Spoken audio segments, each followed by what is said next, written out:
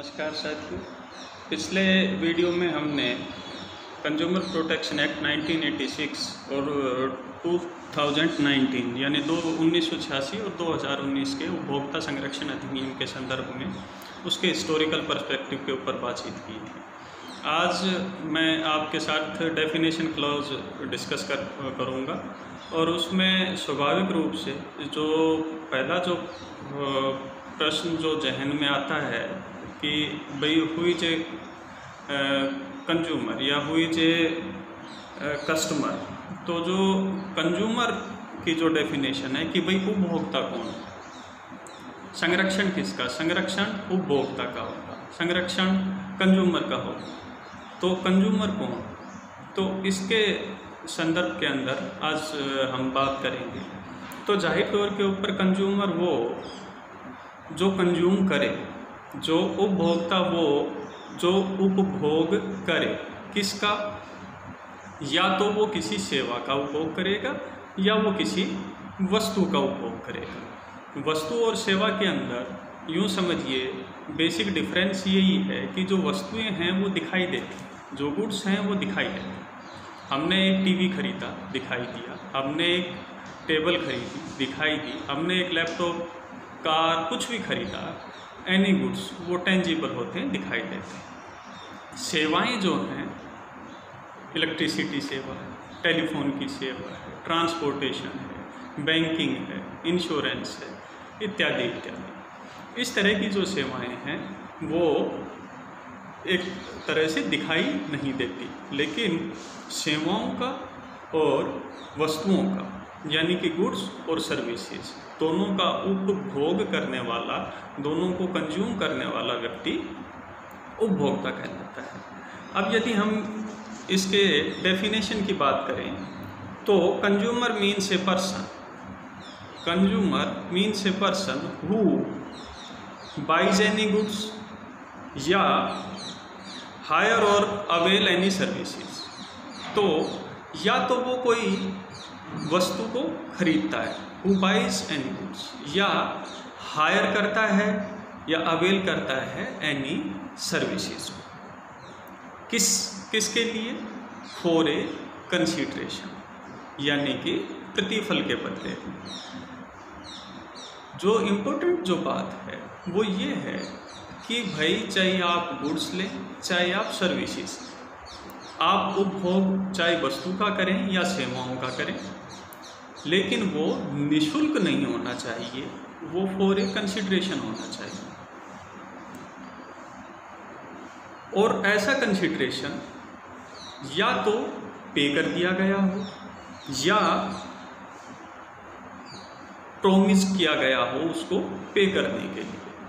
तो consideration which has been paid or promise or partly paid, जैसे for example कि भाई हमने एक कोट को ड्राई क्लीनिंग के लिए डाला, तो क्या हमने उसको पे किया? नहीं। हम पे कब करेंगे? जब हम उसको दोबारा से कलेक्ट करने जाएंगे ड्राई क्लीनर के यहाँ से। तो चूंकि हमने कंसीडरेशन अभी तक पे नहीं किया है, लेकिन फिर भी हम उपभोक्ता की श्रेणी में आएंगे, कंज्यूमर की श्रेणी के अंदर आएंगे। सशुल्क होना चाहिए, जैसा कि मैंने कहा, क्योंकि भाई कंसीडरेशन होना बेहद ज़रूरी है उपभोक्ता की श्रेणी में आने के लिए। जैसे हमारे यहाँ पे बहुत सारे आयोजन होते रहते हैं, सामाजिक भी, धार्मिक भी, राजनीतिक। तो इस तरह के आयोजनों के अंदर जैसे हम शादी में गए और हमने कुछ खाना खा लिया, चाहे हो सकता है कि भाई किसी कारणवश, और आप अखबारों में और मीडिया में कई बार देखते रहते हैं कि भाई विषाक्त भोजन खाने से बच्चे बीमार, मेहमान बीमार, तो इस तरह के जो घटनाएं जो हो जाती हैं, तो क्या ऐसे लोगों को हम उपभोक्ता की श्रेणी में मानेंगे क्या? क्या ये कंज्यूमर हैं क्या? नहीं। क्यों नहीं है? क्योंकि कंसीडरेशन नहीं था।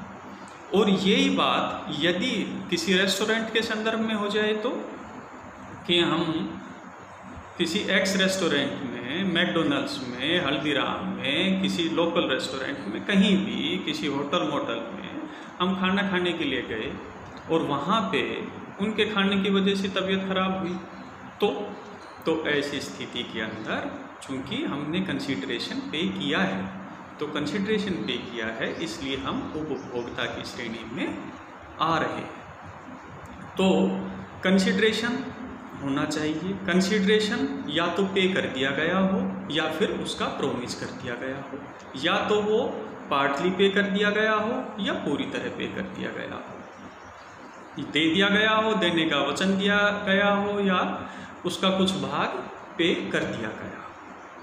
अब उसके बाद एक क्वेश्चन आता है कि उपभोक्ता या तो व्यक्ति डायरेक्ट खरीदेगा या उसकी सहमति से कोई व्यक्ति उस वस्तु का या उस सेवा का उपभोग करेगा।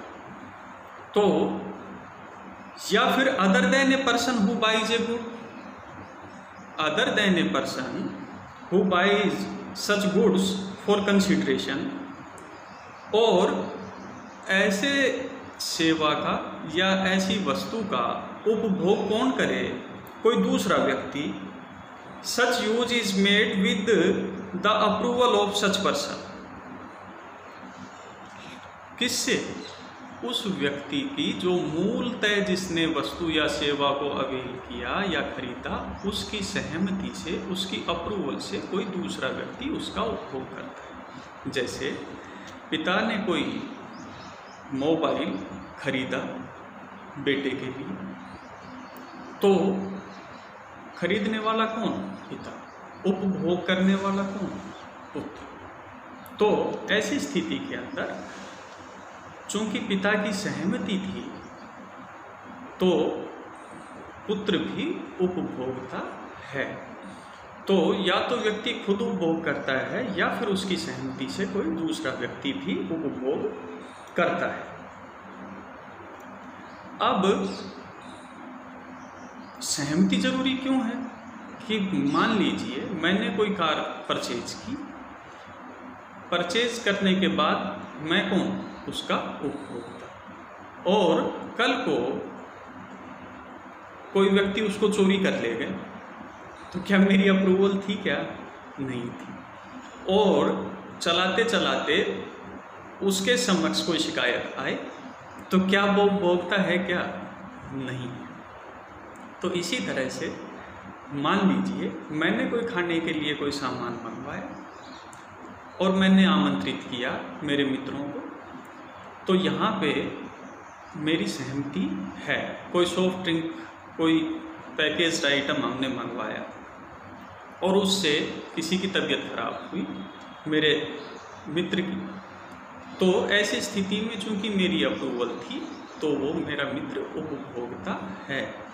लेकिन यदि मेरे घर में पीछे से कोई व्यक्ति आता है और खुद के जोखिम के ऊपर किसी वस्तु को या किसी इस तरह की चीज़ को यूज़ करता है और उससे उसको कोई क्षति या हानिकारित हो जाती है, तो चूंकि मेरी अप्रूवल नहीं थी, तो ऐसी स्थिति में वो उपभोक्ता नहीं माना जाएगा। तो या तो 3-4 अब इसमें पॉइंट निकले कि या तो वस्तु का उपभोग करेगा या सेवा का करेगा। किससे करेगा? कंसीडरेशन से करेगा। कंसीडरेशन कैसा होगा? या तो पे कर दिया गया होगा, या प्रोमिस कर दिया गया होगा, या फिर पार्टली पे कर दिया गया होगा। और कौन होगा? और ऐसा व्यक्ति होगा जिसने उसकी अप्रूवल से उस वस्तु या सेवा का उपभोग किया, उसको कंज्यूम किया।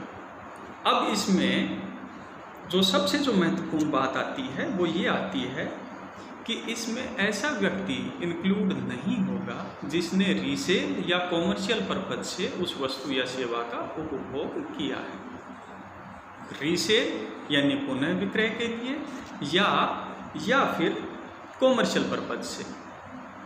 रीसेल के लिए यदि मैं एक वॉशिंग मशीन खरीदता हूँ तो मैं उपभोक्ता हूँ, लेकिन यदि मैं वॉशिंग मशीन की डीलरशिप लेता हूँ तो मैं उपभोक्ता नहीं हूँ। क्यों नहीं हूँ? क्योंकि मैंने उसको रीसेल के लिए खरीदा है। इसी तरह से कॉमर्शियल जो पर्पज़ के लिए कोई वस्तु या सेवा का उपभोग करेंगे तो वो भी उपभोक्ता की श्रेणी के अंदर नहीं आएगा।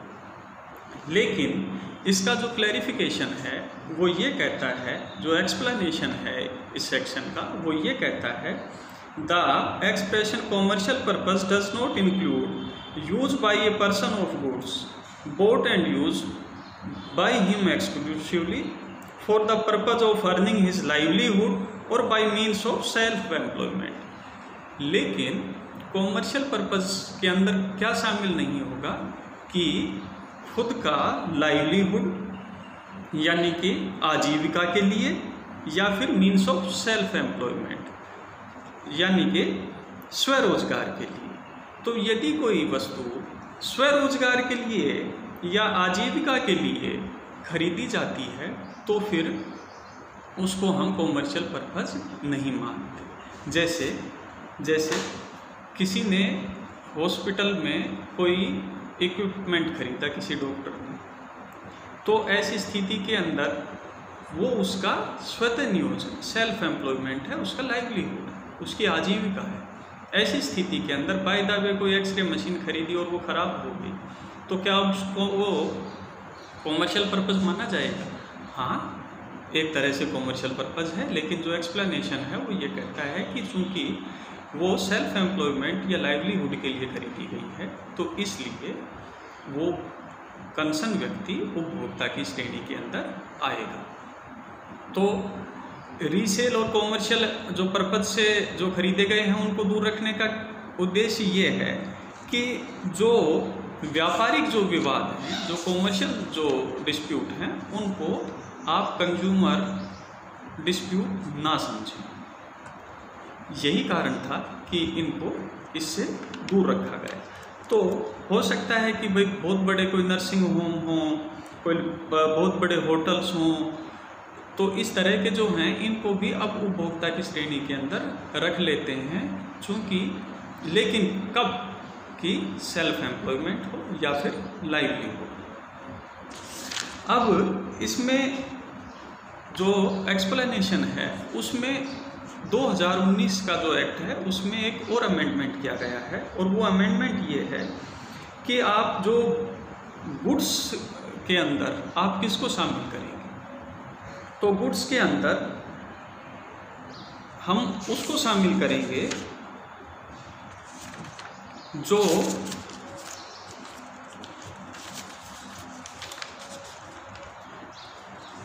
मूवेबल प्रॉपर्टी हो, यानी कि सेल्स ऑफ जो गुड्स एक्ट है 1930 का, उसके अंतर्गत जो मूवेबल प्रॉपर्टी आती है उसमें 1986 का जो एक्ट था उसके अंदर भी यही प्रावधान थे।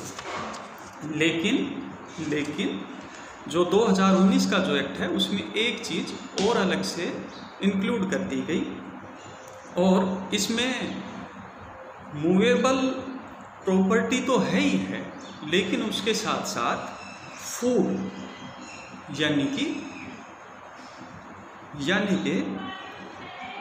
जो खाद्य पदार्थ हैं, जो फूड हैं, उसको भी शामिल किया गया, जो कि फूड एंड सेफ्टी जो स्टैंडर्ड एक्ट है 2006 का, उसके अंतर्गत आते हैं। यानी कि आप गुड्स के अंदर इंक्लूड करेंगे सेल्स ऑफ गुड्स एक्ट 1930 के अंतर्गत आने वाले जो परिभाषा का जो खंड है, जिसके अंदर मूवेबल प्रॉपर्टी को माना गया है, उसको प्लस में 2019 के प्रावधान में ये जो इंक्लूड किया गया फूड यानी कि भोजन खाना, जो कि फूड सेफ्टी स्टैंडर्ड एक्ट 2006 के अंतर्गत परिभाषित किया गया।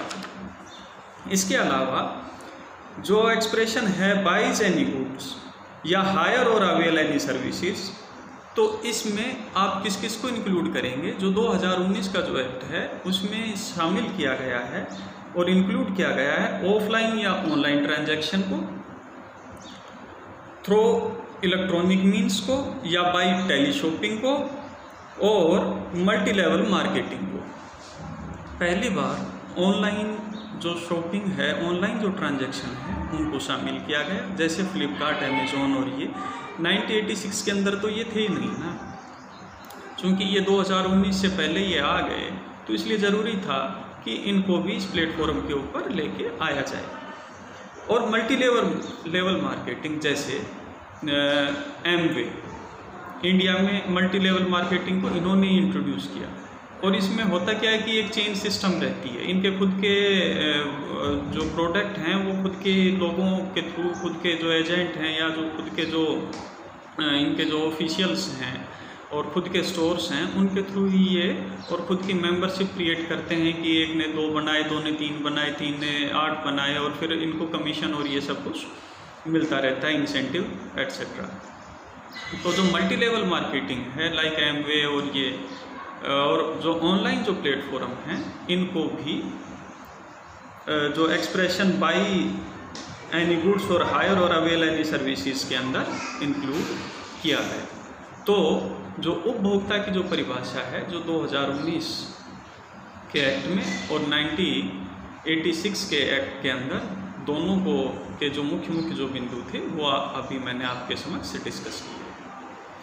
नेक्स्ट वीडियो के अंदर मैं आपके साथ इसके जो कंज्यूमर डिस्प्यूट क्या होता है और किन सर्विसेज को हम मानेंगे और किन को हम कंज्यूमर के परिभाषा में इंक्लूड नहीं करेंगे, उसके ऊपर डिस्कस करेंगे। Thank you.